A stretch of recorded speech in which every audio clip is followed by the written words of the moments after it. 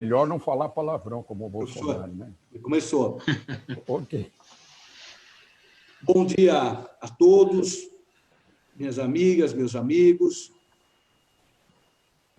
Estamos hoje em mais uma conversa entre amigos, hoje com a presença do querido professor Adilson Dallari, do querido amigo, professor, o grande advogado Caio Ávila. Daqui a pouquinho estará conosco a Vânia Aieta, que está com dificuldade de conexão, mas logo mais estará aqui conosco. Obrigado, professor Adilson, por ter aceito o nosso convite. Muito bom dia, professor. Bom dia, bom dia. Eu que agradeço esse convite realmente muito agradável para essa conversa entre amigos. Muito obrigado, professor. Muito Caio bem. Ávila, querido amigo também. Bom dia, Caio. Bom dia, Marcos. Bom dia, professor Adilson. Um prazer estar aqui com o professor e o Marcos, o grande amigo. Hoje nós vamos tratar de assuntos relacionados a contratos, né? Isso. Públicos, Covid. Isso, a Vânia Aieta está entrando também agora, está chegando aqui conosco. Deixa. Vânia, bom dia. Já está aparecendo. Olá, bom dia. Tudo bem? Bom dia a todos. Bom dia, Vânia. Tudo bem? Bom dia, Vânia. Seja bem-vinda, querida. Bom dia. Obrigada.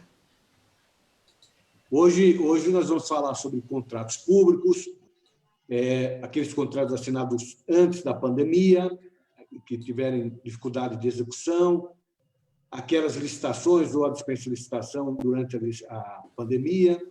E também vamos aproveitar um pouquinho a presença de todos vocês para falar sobre a polêmica medida provisória 966, que foi publicada ontem no Diário Oficial. Mas vamos começar pelo tema da conversa, contratos públicos. Professor Adilson, esse momento especialíssimo, talvez único na história do Brasil. Europa provavelmente passou por uma situação similar com a guerra. Nós não tivemos uma grande guerra ainda dentro do nosso país, graças a Deus.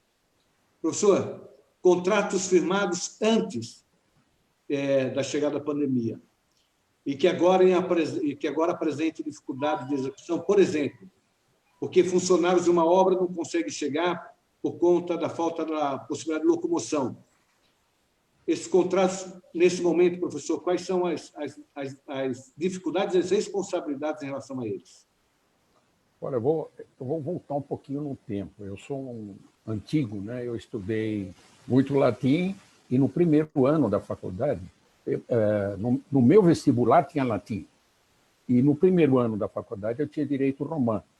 Então comecei com um contrato lá atrás, duas coisas fundamentais. Pacta sunt servanda, quer dizer, o que foi acertado tem que ser cumprido. Mas aí vem a segunda, rebus sic stantibus, quer dizer, se as coisas permanecerem como estão. Então, nós estamos aplicando agora o direito romano, porque pactos foram celebrados, contratos foram feitos, mas as coisas não permaneceram como estão. Nós temos uma modificação muito grande no ambiente econômico em geral. Uma das características do contrato administrativo é a possibilidade de alteração do objeto, de alterar as condições do contrato, tendo em vista a melhor satisfação do interesse público. Então, algum evento que possa influir na execução do contrato permite que ele seja reajustado. Hoje em dia, uma parte fundamental dos contratos administrativos é a chamada matriz de riscos. Quer dizer, quem assume qual risco, visando a menor alteração possível. Só que agora, a situação atual não afeta este ou aquele contrato, afeta todo o ambiente econômico. Então, nós estamos diante de uma situação que nunca imaginamos. E aí vamos ter criatividade para poder resolver. Vânia, está ouvindo bem? Estou ouvindo bem. Essas situações, você está no Rio de Janeiro, certamente terão diferenças nos estados, na situação dos municípios, alguns, inclusive, eu imagino, com dificuldade de manter contratos por conta da perda de receita intensa e dos investimentos que estão sendo feitos pelos municípios e pelos estados para enfrentamento da pandemia. Esse caso do estado ou do município ter que optar pela continuidade de um contrato ou por realizar um investimento, por exemplo, para a instalação de um hospital de campanha e, portanto, não ter mais aquele dinheiro previsto para o primeiro contrato. Como fica a situação da empresa? Porque a empresa também acaba sofrendo prejuízo, enfim, o impacto pela opção que o Estado ou que o município tomou e justificada pelo momento da pandemia. Nós temos um momento absolutamente peculiar, não é? E, obviamente, os direitos, né, das pessoas jurídicas, eles têm que ser resguardados, mas poderão ser resguardados no momento devido, né? Inclusive com ações para os eventuais prejudicados, né? Pelas consequências das medidas de emergência. Mas o fato é, doutor Marcos, que nós estamos enfrentando uma guerra sanitária, né? O enfrentamento de uma ameaça jamais vista. E até em relação aos entes públicos, nós vamos ter que ter, indubitavelmente, obviamente, sem esquecer a prudência, o bom senso, né? A responsabilidade pública, né? As regras do compliance, sobretudo da prudência do administrador, nós vamos ter que pensar, de certa forma, numa ruptura daquele nosso rigoroso regime, né, da lei da responsabilidade fiscal, sobretudo quando nós pensamos na necessidade emergente da flexibilização do gasto público. No caso aqui, eu venho de um estado, né, que, infelizmente, né, é um quadro vergonhoso, mas nós temos já, de uns tempos para cá, um quadro grave de corrupção governamental arraigada aqui no Rio de Janeiro. Para o senhor ver agora, nesse momento, né, tão gravoso da vida, não só aqui do Estado, mas, né, do país mundial, foram presos ontem, né, empresários, pessoas ligadas ao governo, e não dá nem para dizer que deixa daquele governo, são máfias, doutor Marcos, na área da saúde, consolidadas nos estados, nos municípios, que entra governo, sai governo, o governante muda e as máfias continuam estratificadas, né? Na máquina pública. Então, é uma situação muito grave. O senhor deve ter visto, inclusive, na imprensa, que nas gravações eles diziam assim: vamos aproveitar que agora tem o momento da calamidade, tem o momento da pandemia.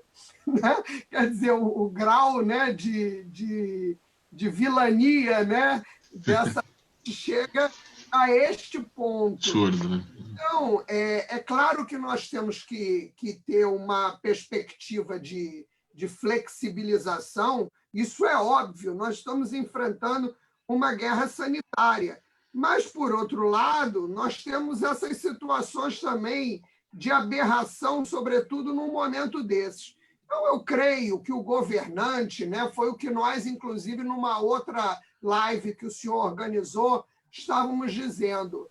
Ele tem que tomar as providências, ele não pode deixar as pessoas morrerem, né? Depois se ajusta o resto. Então, obviamente, essas questões com as pessoas que tomam, né, o momento para se aproveitar, né, obviamente, deverão ser processados depois. Então, o fornecedor, né, eu vi ontem na televisão, não sei se os colegas viram também, no estado, acho que do Amazonas, foi no Amazonas que o Tribunal de Contas, né, veio de forma enérgica contra a compra de respiradores que estavam, né, com preço acima do mercado. As pessoas estão morrendo, você compra, depois processa e denuncia o próprio fornecedor que te deu o material.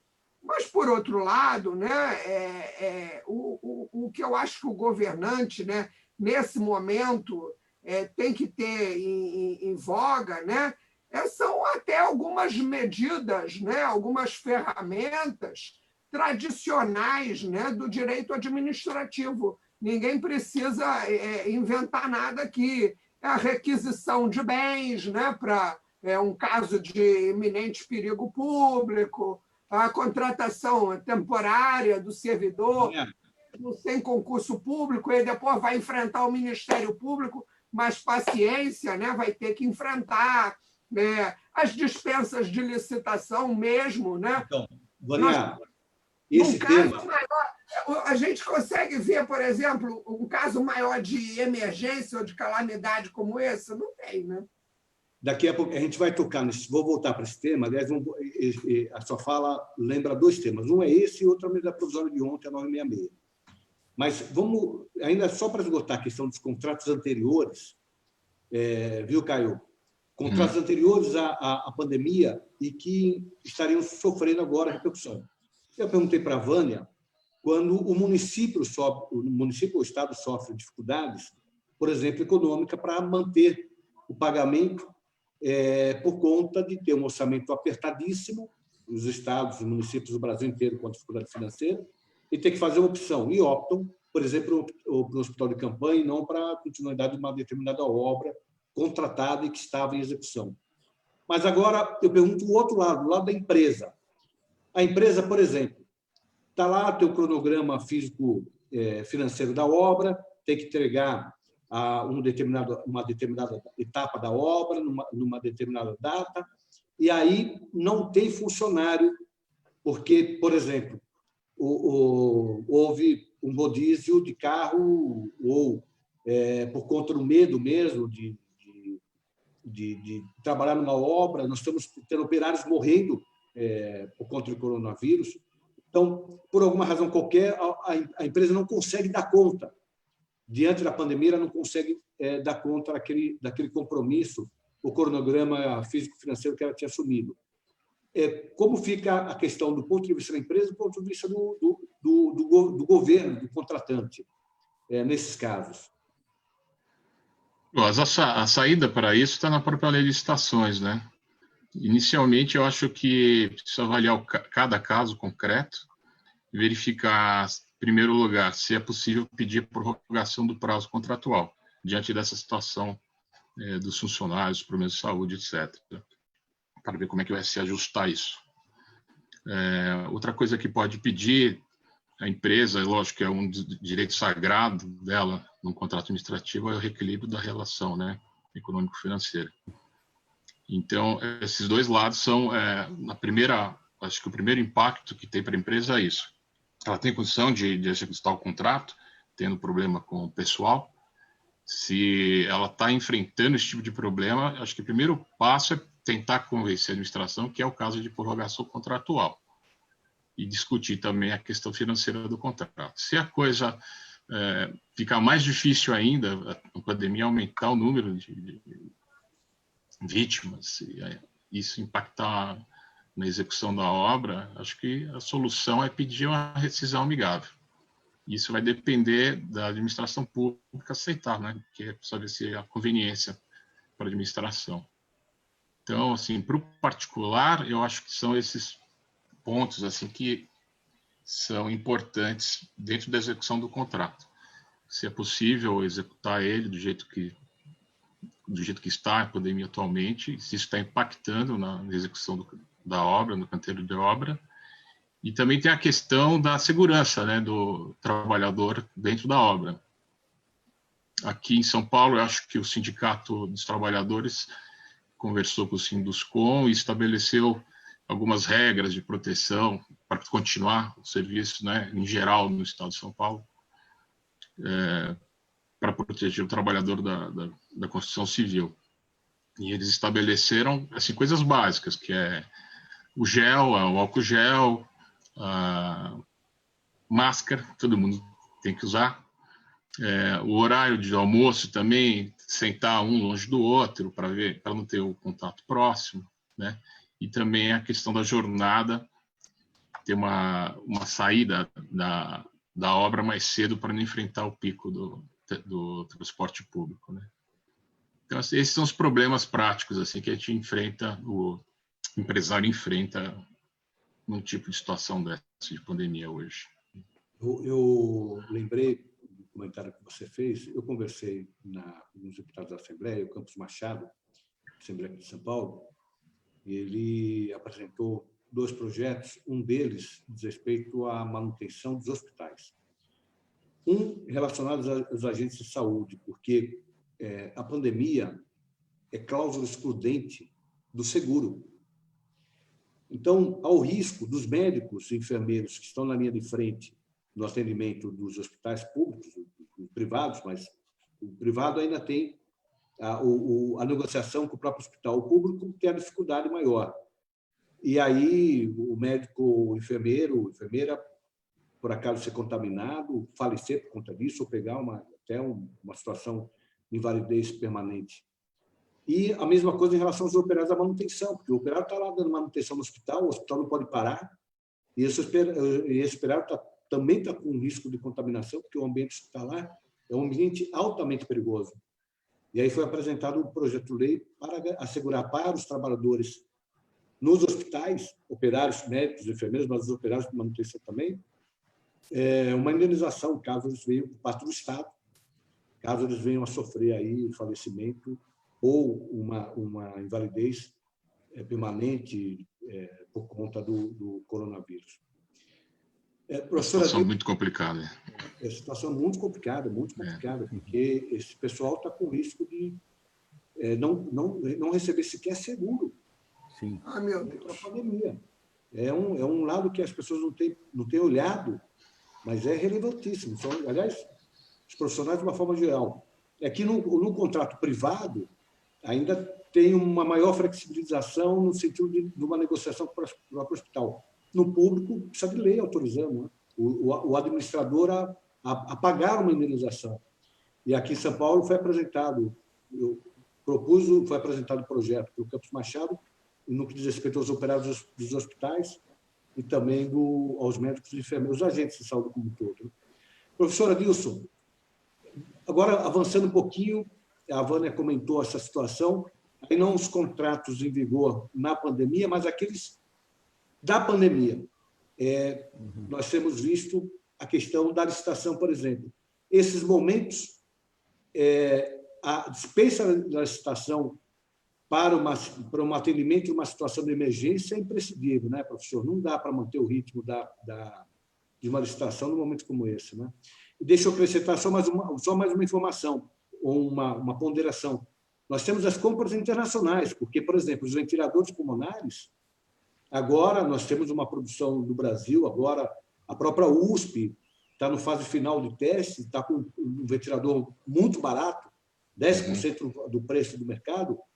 Mas rápido, né, na construção. Um ventilador a cada 2 horas de produção, da Poli, da USP. Mas a demanda é gigantesca, então tem sido buscado ventiladores externos. E acrescento mais, às vezes se compra, se paga e não é entregue. Porque, por exemplo, a China, nós vimos acontecer, produto estava para embarcar e a China mandou fechar o avião e segurou uma parte das mercadorias. Doutor Marcos, e ainda houve aquele caso de Belém, que veio um lote inteiro quebrado. Isso, é isso. Por exemplo, e aí a vida do administrador público não é fácil nessa hora também, né, professor? Olha, eu terminei a minha fala aqui dizendo exatamente que a gente precisa ter, em tais situações, precisa ter criatividade. Eu tive uma experiência pessoal há anos atrás, em 67, que eu fui designado pelo governo do Estado para dirigir as medidas de emergência na catástrofe de Caraguatatuba.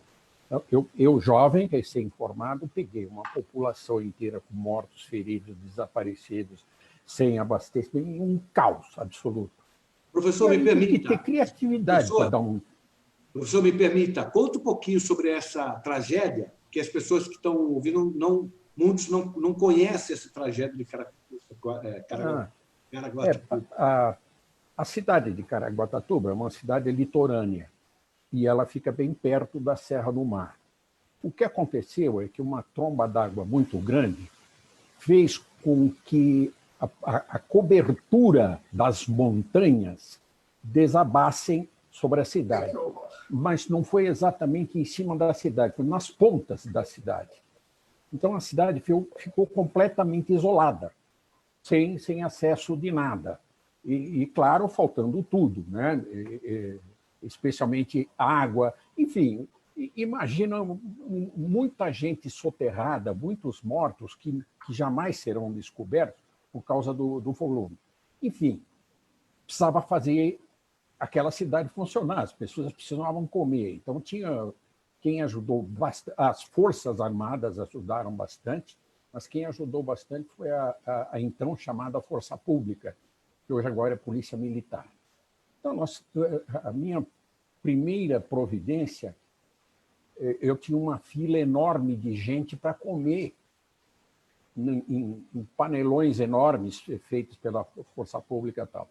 Então, a minha primeira providência foi contratar os flagelados para o trabalho de desassoreamento, de limpar aquilo e tal. Enfim, fazer as coisas andarem.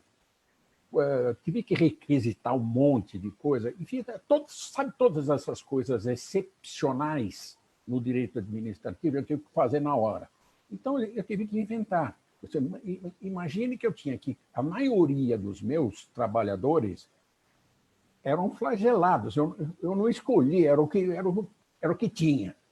A quase totalidade era analfabeta. E eu tinha que pagar, eles tinham que me dar recibo. Então, é isso que eu falo em criatividade. Você tem que dar um jeito. Essas coisas que estão acontecendo, por exemplo, referido pela Vânia aqui, o caso do fornecimento que não veio ou que veio com defeito, você vai ter que dar um jeito na hora. Mas o que eu estou vendo agora com muita satisfação é que tem gente séria preocupada em dar um mínimo de normatividade para evitar exatamente a anomia, como já falou a Vânia em trabalhos antigos. Eu tô aqui na minha mão aqui com um projeto de lei do senador Antônio Anastasia. Me permita ler só alguma coisa aqui. No artigo 1º, ele diz: essa lei institui normas de caráter transitório e emergencial para disciplinar os contratos celebrados pela administração. Então, ele está falando dos contratos que já foram celebrados e que não podem ser executados da maneira que o foram. Então, ele diz: o regime instituído por esta lei se aplica à mitigação dos efeitos decorrentes da emergência em saúde pública. E agora o parágrafo 1º aqui, que deixa bem claro, ele fala que, então, transformar tudo isso que foi programado e que deveria ser executado em planos de emergência. E aí ele diz: o plano de contingência.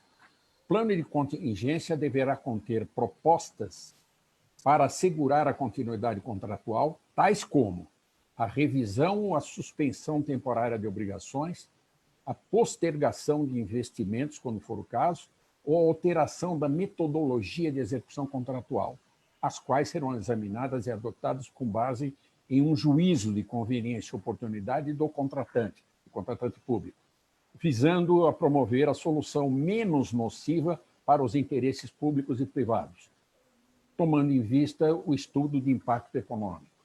Enfim, este projeto aqui, projeto de lei do Senado, né, PLS 2139, de 2020, ele dá uma linha, dá um caminho para situações que nunca foram pensadas.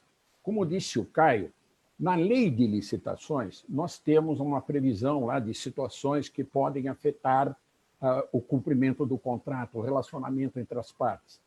Mas a situação que nós temos agora não é exatamente de um problema de relacionamento entre as partes. O problema é muito maior. Quer dizer, são problemas que independem das partes. E, portanto, é preciso ter caminhos para que as partes, em determinados contratos, possam encontrar um meio da melhor solução. Pode ser até a rescisão do contrato, mas não uma rescisão, aquela rescisão prevista na lei de licitações, que é uma rescisão consensual. Uhum. Professor, deixa eu fazer uma anotação aqui das pessoas que estão acompanhando. Muita gente acompanhando na live, a Rosa Ramos, querida, está lhe cumprimentando, dizendo que são colegas do Conjur, da Fiesp, né? A Val Barbosa, a Cida Prado, o Flávio Macheto, o Duarte, de Ipiranga, a Fabiana Dias, a Patrícia Bravanel, o Jandir da Luca, Valéria Carafise, perdoe, o querido Chicarino, de Taubaté, Marcelo K, que pediu que transmitisse um abraço a todos, outro querido amigo. Marcelo, ele criou um grupo de internet, de WhatsApp, que ele chama de Os Pensadores, que são pessoas que gostam de filosofar, de conversar um pouco de uma forma mais aprofundada. E me convidou, esse grupo tem grandes nomes, eu tenho a honra de participar. Ai, que beleza! O José Rocha Pinto, o Eudécio Teixeira Ramos, o Renato Lima, Sandra Petian, Camila Soares, do Espírito Santo, bom dia, querida. O Helder Cursi, que é de Dracena, minha querida Dracena, Gilberto Ferreira, o Gilberto Cavalcante Ferreira, todos cumprimentando. Vânia, essa situação dos contratos, a necessidade de ter bom senso, nesse momento que é fundamental, a urgência, isso, a legislação, nós temos uma legislação hoje que, em tese, permitiria algumas medidas. Só como o professor disse, nós estamos numa pandemia, que é algo que não era previsto. Aí teve esse projeto, professor, que foi um projeto num grupo de juristas, dentre eles, o professor José Manuel Arruda Alvim, ele recebe depois, ele não participou do grupo original, mas ele participa no momento seguinte. Na segunda-feira, nós fizemos uma live sobre esse projeto, professor, e houve uma cobrança. Não foi. Não. Me desculpe, mas tem 2 projetos em andamento. Um disciplinando os contratos privados, e esse aqui dos contratos públicos. Tem toda razão. Foi sobre os contratos privados, tem toda razão. Exato. E aí nós fizemos a live na segunda-feira, mas com o mesmo espírito, né? de tentar regular as relações numa situação que nunca vivenciamos. E aí nós fizemos a live na segunda-feira e o professor deu uma bronca na Câmara, dizendo: olha, o projeto foi aprovado no Senado, que foi do Anastasia também, o autor. O projeto foi aprovado no Senado, está na Câmara, a Câmara está demorando, aí ontem aprovou. Foi o puxão da orelha do professor. Sim. Aldo Alvim deu certo, porque ele puxou a orelha no segunda, na terça-feira foi aprovado. Vânia, essa situação, eu pergunto o seguinte: é possível trabalhar com a mediação dos contratos públicos para tentar encontrar caminhos que possam contemplar o interesse público sem prejudicar excessivamente as empresas? A mediação, como forma alternativa, em caso de haver um impasse, a mediação é possível ser utilizada para os contratos públicos? Mas o senhor diz nesse momento? Como um todo, especialmente nesse momento. Nesse momento, nesse momento, eu creio que não. Eu acho que, nesse momento, a mão é do gestor. Ele que decide. O gestor tem que decidir, e a responsabilidade vai ser dele, tanto pelos descumprimentos dos contratos, como também pelos hiatos governamentais, caso ele não tome medidas que ele tenha que tomar. Eu creio que é o famoso quem está na chuva está para se molhar. Houve casos, inclusive, de prefeitos que, quando começou a pandemia, eles renunciaram. Vejam que impactante isso. O cara enfrentar, né, do que vinha, né, da responsabilidade que cairia sobre seus ombros, o cara foi lá e renunciou. Não sei se foi Mato Grosso ou mesmo no interior de São Paulo, eu agora não tenho o dado preciso, mas renunciaram. Porque o que nós estamos aqui diante, né, é de uma situação hoje muito complicada, né? De um lado, determinados instrumentos legais, né? Até a MP, né, conversávamos ontem, né?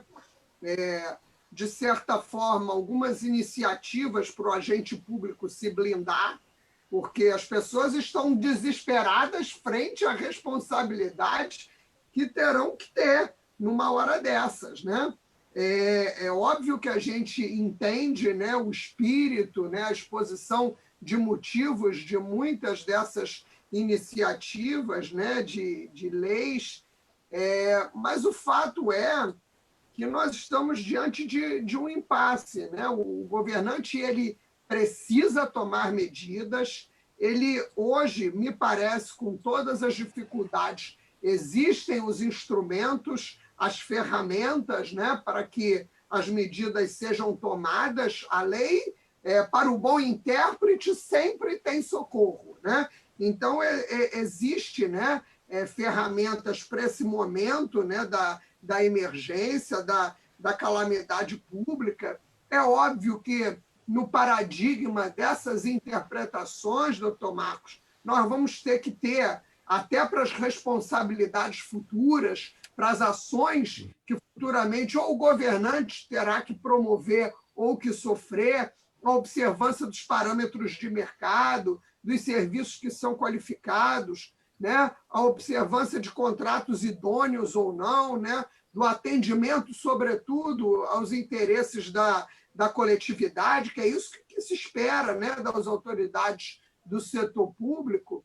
Mas, por outro lado, realmente a gente consegue entender até o desespero, né, de certas iniciativas, né? É só ler a exposição de motivos, né? Você vê o desespero, vamos dizer assim, dos gestores, porque sabem o que vem, né, depois, né, até não tão depois, né, porque os problemas já vão surgindo, né? Então, a gente entende o espírito. Eu acho que todo mundo vai perder um pouco, né? Mesmo as empresas, nesse momento, nós estamos numa guerra. As pessoas, eu acho que no Brasil ainda não entenderam, né? As pessoas não entenderam o quadro absolutamente, né, excepcional, excepcional que nós estamos vivendo. Nós estamos vivendo uma guerra sanitária, mas é uma guerra sanitária, todo dia morre gente, morre muita gente, né? Até antigamente eram números anônimos, né? Hoje já são os nossos conhecidos. Né? Todo dia morre algum conhecido meu, né? Então, nós temos que pensar nessa conjuntura, né? Eu mesmo perdi 2 familiares, 2 primos. Mas o servidor também, né? E aí eu volto ao caso do meu estado aqui, né? O império da corrupção, o Rio de Janeiro. O servidor também, dependendo da situação, ele vai ter que responder, né? Estão chamando aí essa MP, da excludente de da MP a gente vai falar daqui a pouquinho. Só para não deixar você. Vamos falar daqui a pouco, né? Mas eu creio que, na verdade, né, os instrumentos existem, terão que ser tomados, mas o quadro é totalmente atípico, né? É um quadro que todo mundo perde, doutor. A gente olha com tanta tristeza, Vanel. Não é só no Rio de Janeiro, é no Brasil inteiro. No Brasil inteiro. Com mais intensidade, com menos intensidade. E a gente olha pouco tempo atrás, a gente olha para 4 anos atrás, né? 6 anos atrás, lembramos que nós fizemos uma Copa do Mundo, uma Olimpíada aqui, com um dinheiro absurdo, que nós não tínhamos. E hoje me tocou muito uma postagem que eu vi no Facebook, de uma moça perguntando isso, dizendo: olha, minha mãe está com coronavírus e eu quero saber dos governantes para qual estádio de futebol eu encaminho minha mãe. porque hoje nós não temos hospitais, mas temos estádios de futebol. Então, para qual estádio de futebol encaminha? Isso é muito triste, dói demais. Dói demais. Verdade. Não é só Rio de Janeiro. Não é só Rio de Janeiro. Caio, deixa eu perguntar o seguinte. Ao mesmo tempo que nós entendemos a situação por parte dos governantes, dos agentes públicos, e essas medidas mais emergenciais, nós temos também essa questão que colocou a Vânia, de uma gravação, de alguém dizer, olha, que bom que tem a pandemia, porque agora a gente vai ganhar dinheiro. Né? Corrupção. Usando a pandemia como palco para favorecer a corrupção. Que medidas tem o cidadão, a sociedade, nesse momento, se é que tem alguma medida, para ter um mínimo de controle sobre esses gastos públicos? A transparência nas contratações o contraponto para equilibrar a autorização que se dá e tem que se dar para o agente público para, por exemplo, comprar máscaras aqui no Brasil ou fora do Brasil. O contraponto a isso é a transparência, pelo menos nesse momento, não digo nem depois, apuração de responsabilidade e tal, mas nesse momento é esse contraponto? Situação complexa, não, Marcos? O controle é exercido de várias formas, né? Tem os órgãos de controle, o Tribunal de Contas, Ministério Público, participação do cidadão, que é uma coisa mais limitada também no Brasil, em termos de controle. E no caso específico dessa medida provisória, acho que já temos algumas ações, inclusive, né? Do Cidadania. Mas depois eu falo da medida provisória. Só pegando um pouquinho antes, a medida provisória eu vou falar na sequência sobre ela pontualmente, porque especificamente. Ela é controversa. Eu próprio tenho uma posição, vamos dizer assim, algumas ponderações sobre ela.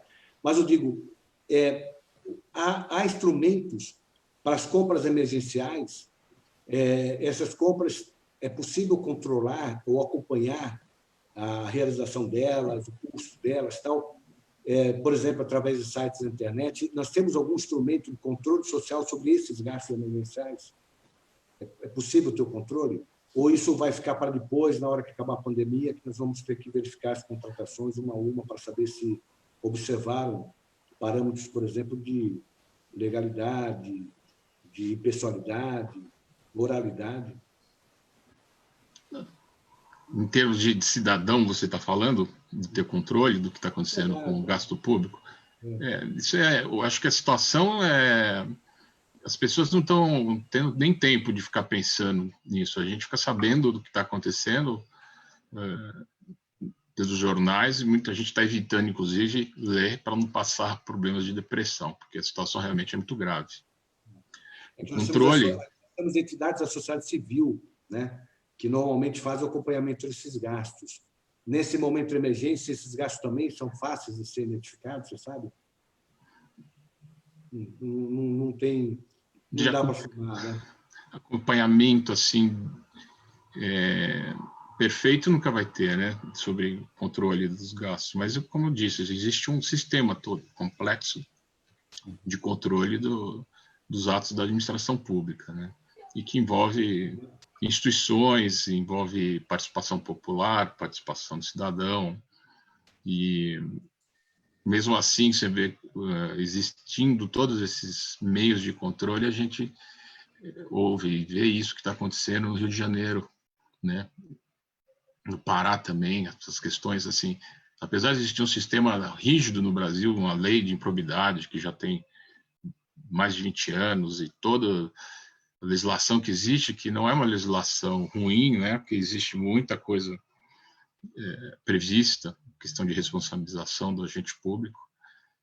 A coisa está acontecendo assim, o país é um país muito diferente, né? Em termos de cidadania, de acompanhamento do que está acontecendo. É uma coisa criminosa, né? Isso que a Vânia falou. Tem pessoas envolvidas, máfias dentro da máquina administrativa, vendo isso como uma oportunidade de ganhar dinheiro de forma ilícita, né? Eu acho isso um problema assim, de formação da pessoa, isso de caráter, né? Antes de qualquer coisa. Perguntei porque eu lembrei que o presidente Bolsonaro chegou a editar uma medida provisória. A medida provisória foi suspensa pelo Supremo Tribunal Federal, que dispensava algumas das obrigações da lei de transparência, né? E a justificativa era o seguinte: o gestor público tem que hoje fazer acontecer e não tem tempo para ficar pensando em responder, enfim, as consultas ligadas à transparência. E em outros países, o que aconteceu foi exatamente o contrário. Foi dado maior transparência ainda para que fosse constrangido o administrador que pensasse em tomar alguma medida hoje que prejudicasse o erário público, achando que amanhã pudesse justificar de alguma forma. A transparência foi usada exatamente como contraponto. Quando eu falo transparência, é sobre tudo. Não é só sobre os gastos. É sobre os gastos, é sobre o número de contaminados, é como estão os hospitais, é como está a utilização do hospital, se está em 60%, 70%, 80%, 90%, 100% de ocupação. É a transparência como dado geral, que inclusive leva a contrapor a fake news, a notícias falsas, né? A transparência que levaria a isso. Esse é o ponto que eu acho que precisa também ser destacado, porque para não dar um sentido de que tudo está liberado nesse momento. Não é verdade. É autorizado algumas contratações excepcionais, mas os valores republicanos da legalidade, da moralidade, da os princípios da administração pública, né? Continuam vigorando, né? Professor, vamos falar da medida provisória, 966? Medida polêmica. Eu queria pegar um gancho nisso aqui. Lógico. A administração pública mudou muito. Eu comecei a trabalhar na administração pública em 67, com o professor Eli Lopes Meireles, na Secretaria do Interior, né? Do Governo do Estado de São Paulo. Quando nós assumimos lá, né, a secretaria, tudo era secreto, tudo era reservado, tudo era inacessível. A área de licitações, o andar do prédio que cuidava de licitações era fechado, não podia ter acesso. O professor Eli mudou tudo, falou: a administração é pública. Se tiver alguma coisa pública, se tiver alguma coisa que não pode ser pública, é porque não devia estar. Então, ele mandou dar acesso geral a tudo. Mudou completamente a fisionomia. E hoje é assim, sigilo não existe. Nós estamos chegando até no exagero, né? Até no exame médico do presidente da República, porque aí acho que é muito longe. Mas, em termos de administração pública, o sigilo é a absoluta exceção. Nós temos a Lei de Acesso à Informação, que continua em vigor, e mais que isso, nós temos a tecnologia. Através da internet, você pode entrar em qualquer processo. Vamos falar nós aqui do processo judicial, né, que você tinha que ir lá no balcão pedir os autos. Agora você entra pela internet, você vê os... E a mesma coisa pode acontecer com os processos administrativos. Você tem uma série de dados disponíveis, quer dizer, o controle da administração hoje é muito maior, porque a publicidade é muito maior, não só pela evolução da legislação, pela evolução tecnológica. Então, agora, nesse momento aqui de emergência, não sei o quê, quer deixar bem claro que emergência não é um liberou geral, certo? Vale tudo, faz o que for preciso e acabou. Então, voltando para o meu tempo lá de Caraguatatuba, eu fui bem avisado que, olha, você vai cuidar de uma emergência, mas lembra que as suas contas serão verificadas pelo Tribunal de Contas depois. Tá? Então, toma cuidado. Eu falei nos pagamentos que eu fazia para o pessoal analfabeto. Cada recibo era com o dedão lá, com a impressão digital, mas com 2 pessoas, com 2 testemunhas. Então, isso aqui é um exemplo pequeno, mas só para mostrar que você precisa tomar cuidado. Não é um liberou geral, vale tudo e depois a gente explica. Não é isso. Em matéria de licitação, e contratação, existe coisas fundamentais. E eu destacaria uma que é destacada em toda a legislação, até na lei de processo administrativo, que é a questão da motivação. Por que eu fiz isso? Isso precisa ficar bastante claro em todos os processos. Ok? Perfeito. Professor, voltando para a questão da medida provisória. Tá. Eu vi que o senhor já ontem mesmo já estava mandando um comentário sobre ela. O que o senhor achou da medida provisória, 966? Eu acho... Eu estava vendo agora na 965, dispõe sobre responsabilização dos agentes públicos. Isso. Tá. Eu estava vendo agora no noticiário aqui que ministros do Supremo estão considerando inconstitucional, in off. Só que tem um pequeno detalhe. Essa medida provisória não diz nada mais do que diz a Constituição. Se me permite ler aqui o artigo 37, que é o da administração pública, o parágrafo 6º diz o seguinte: as pessoas jurídicas de direito público e de direito privado, prestadora de serviço público, responderão pelos danos que seus agentes causarem aos particulares, tal.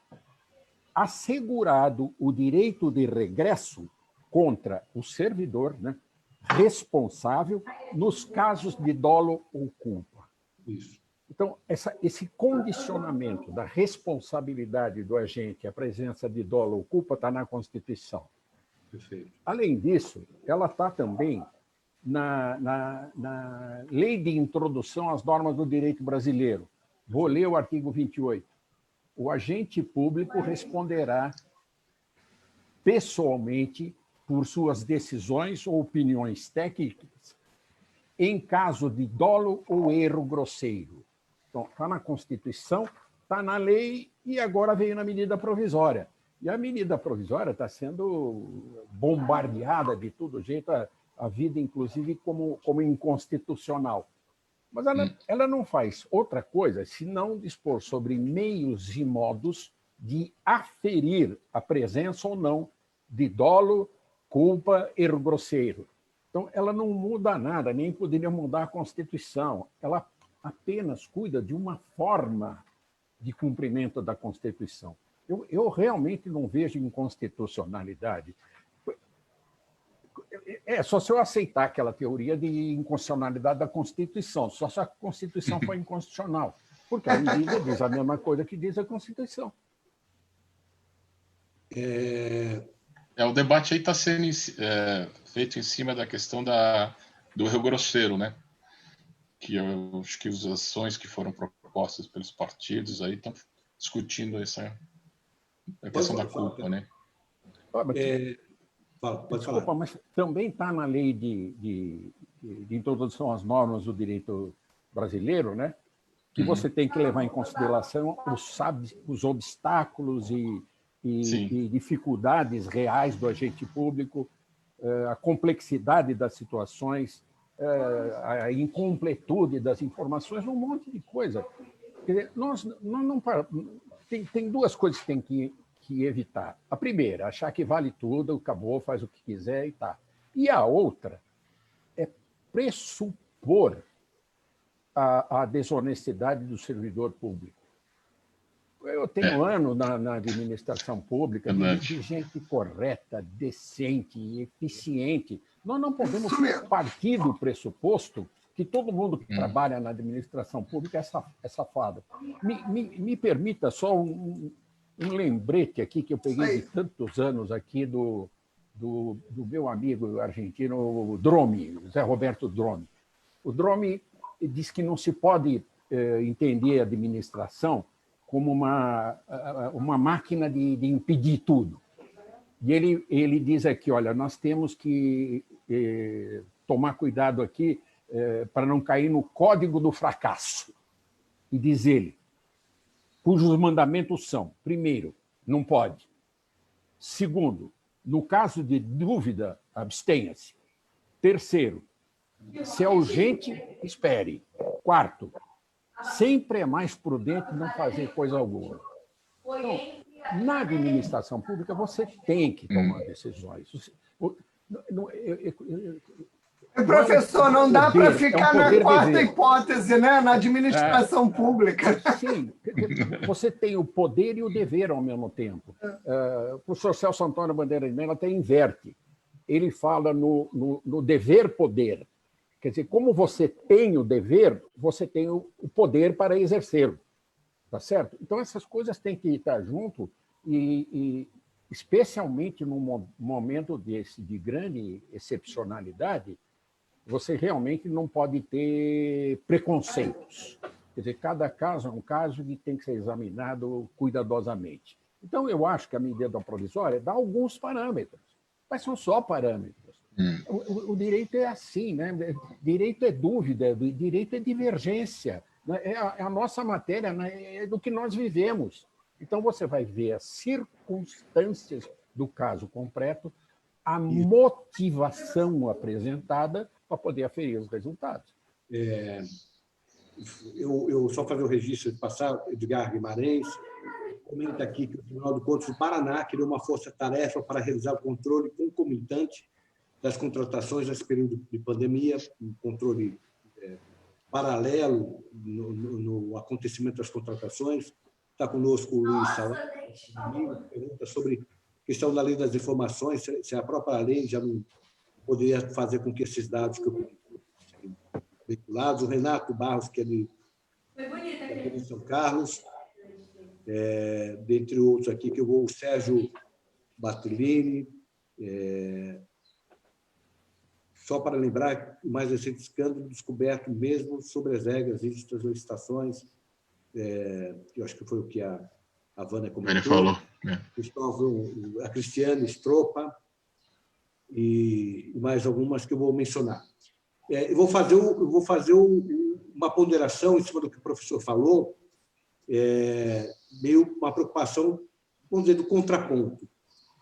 Se as normas gerais já permitem aferir a gravidade da situação e a responsabilidade do agente, e se essa responsabilidade ela era baseada no dolo ou na culpa, imprudência, imperícia, negligência, mesmo nesse período, precisaria de uma medida provisória para isso? Isso é um ponto. O segundo é o seguinte: a lei dispõe sobre as normas gerais, acho que é artigo 28, né, professor Adilson? Artigo 28. Sim, 28.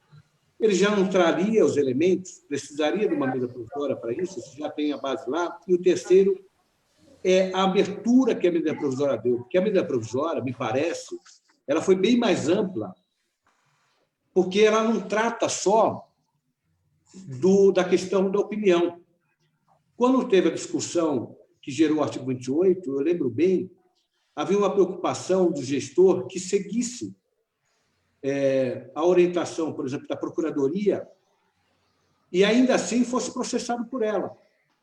E os próprios procuradores estavam sendo constrangidos por alguns membros do Ministério Público por opinar, e eu, como presidente da Ordem, atuei muito sobre isso, prerrogativas da Ordem atuou muito, porque o procurador público opinava, o procurador do Estado, do município opinava, e porque o promotor público entendia que aquela opinião do procurador não era adequada para os valores que ele, promotor de justiça, defendia, ele processava o procurador do município. Foi isso que gerou o artigo 28. Foi a preocupação em dar um mínimo de segurança para os procuradores de Estado, que estavam sendo, em muitos casos, e nós tivemos muitos casos, procuradores que tiveram, inclusive, bens bloqueados por causa disso. Simplesmente tiveram uma opinião diferente daquela que era defendida pelo promotor de justiça. E também a questão do administrador público, que também é pressionado muitas vezes pelo próprio Ministério por tomar decisões pautadas na manifestação do promotor. E por isso que vem a questão da opinião.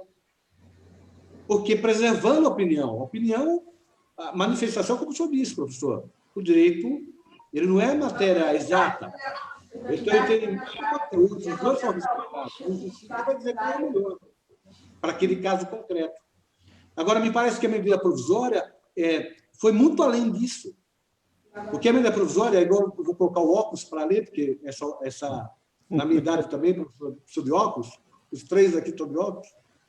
Eu quero dizer que os agentes públicos somente poderão ser responsabilizados na esfera civil e administrativa se agirem ou se omitirem com dolo ou erro grosseiro, pela prática de atos relacionados direto ou indiretamente com as medidas de pandemia, inclusive ao combate de efeitos econômicos e sociais.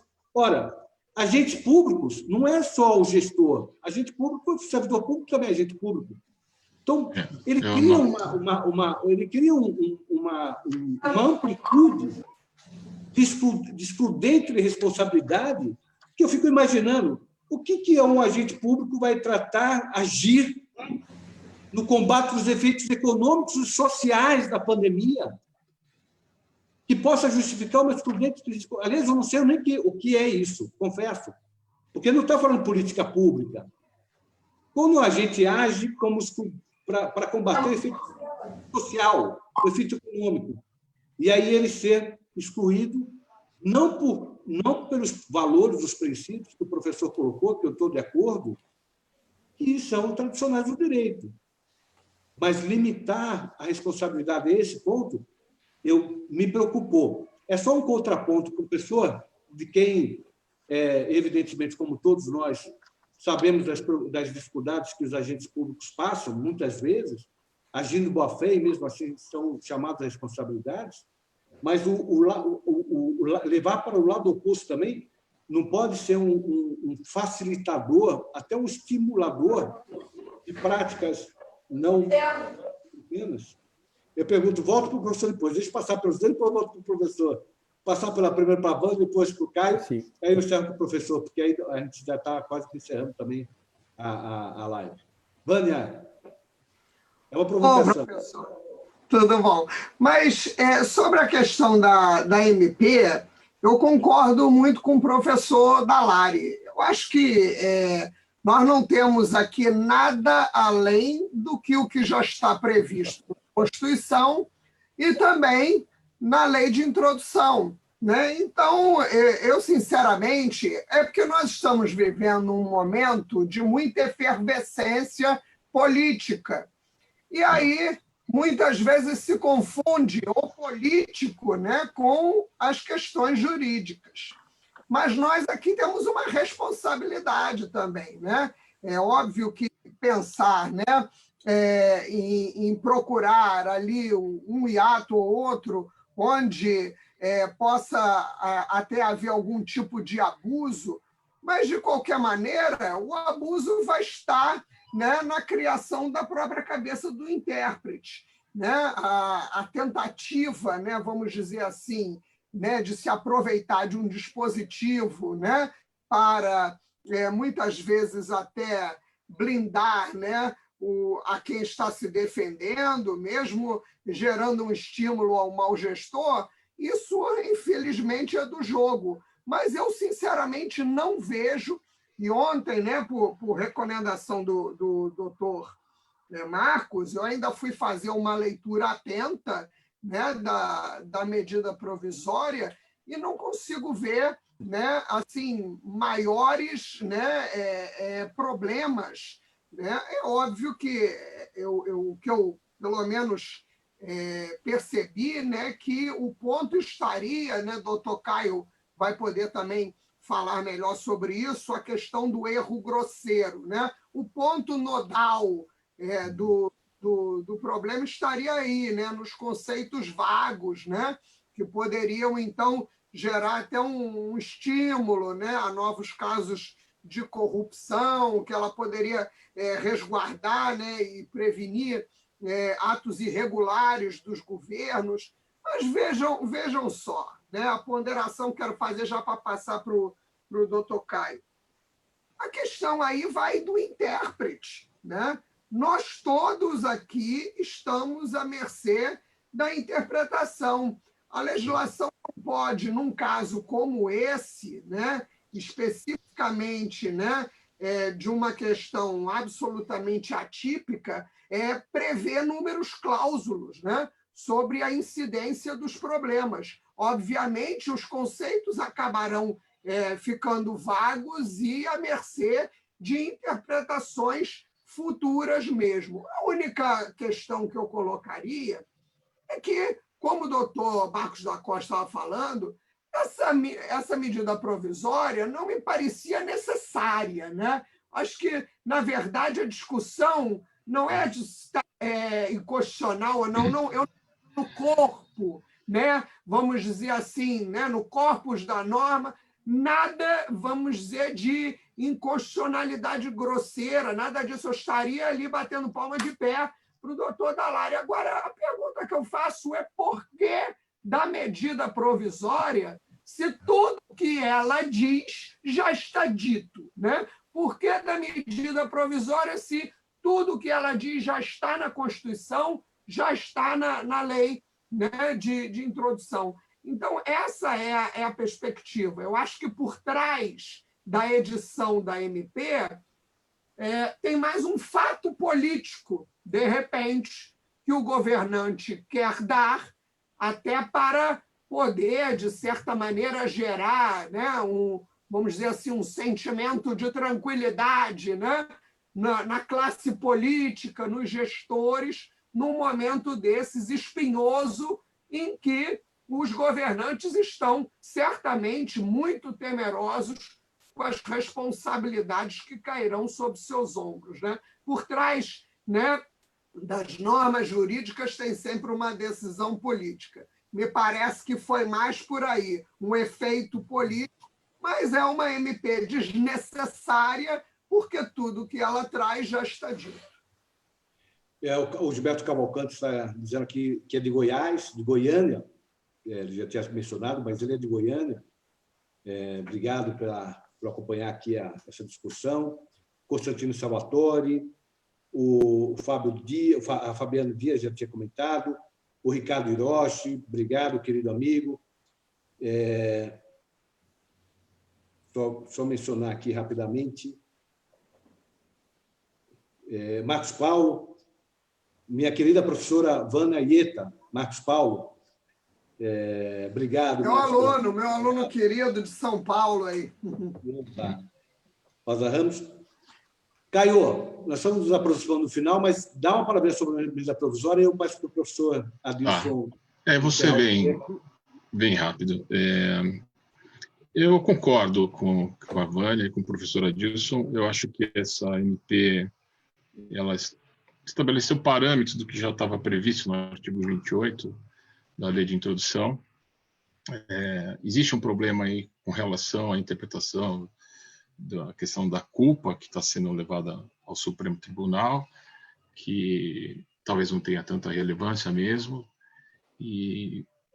Então, assim, superficialmente, olhando a questão, porque eu não me debrucei num estudo mais aprofundado sobre o tema, eu acho que também não vejo nem nada de inconstitucional, apesar das ações que estão sendo propostas no Supremo.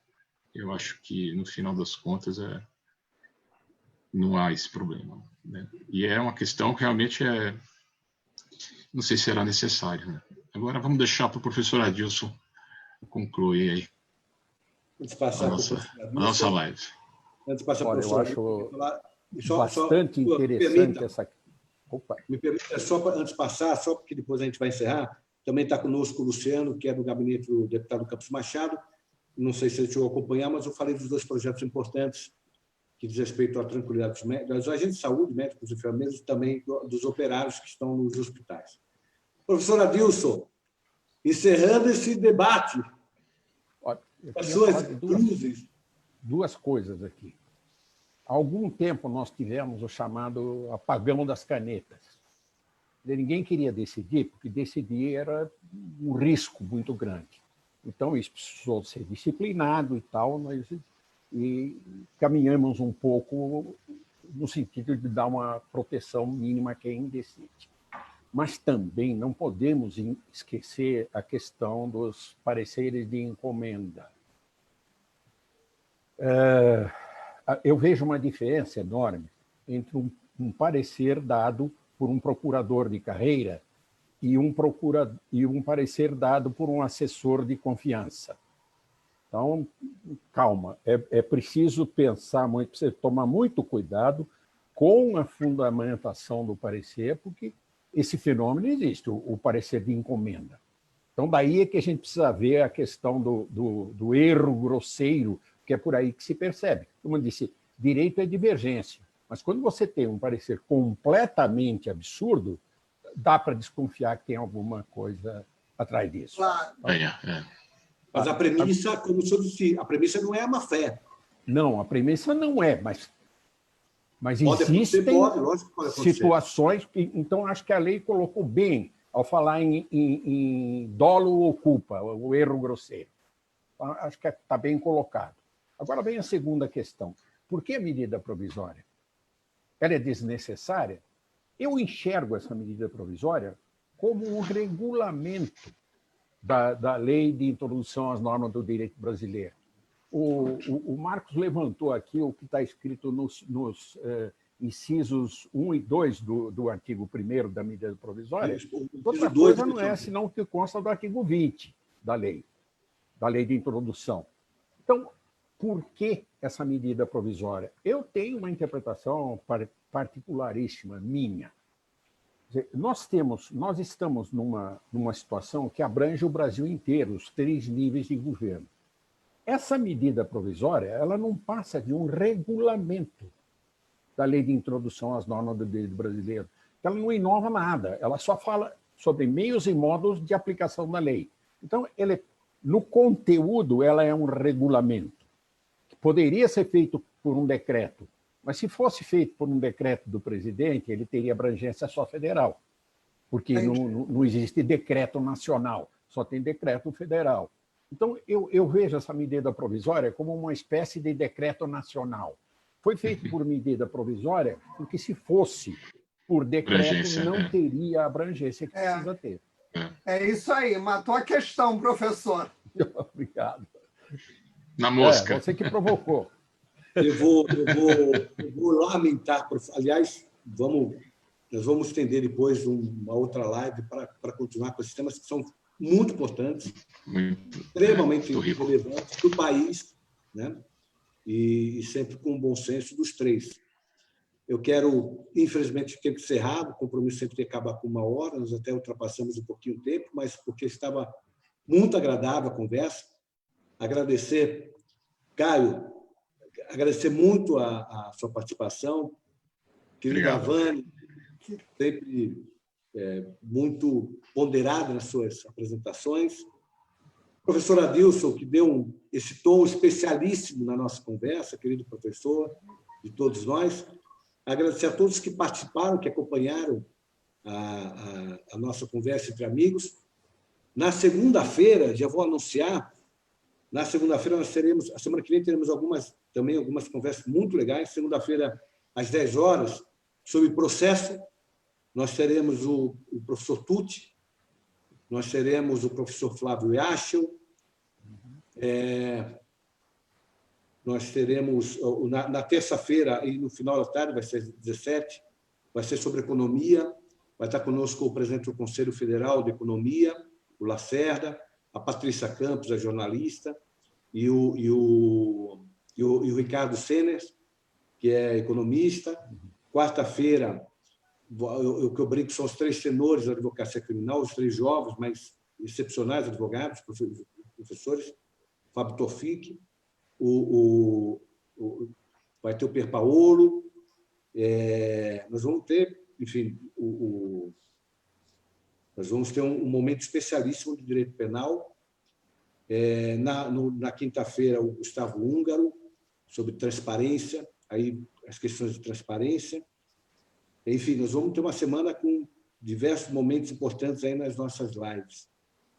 Quero, portanto, agradecer a todos e dizer para aqueles que puderem estar conosco na próxima semana. Um abraço a todos. Bom final de semana. Bom final de semana. Grande abraço. Obrigado. Um abraço. Muito bom.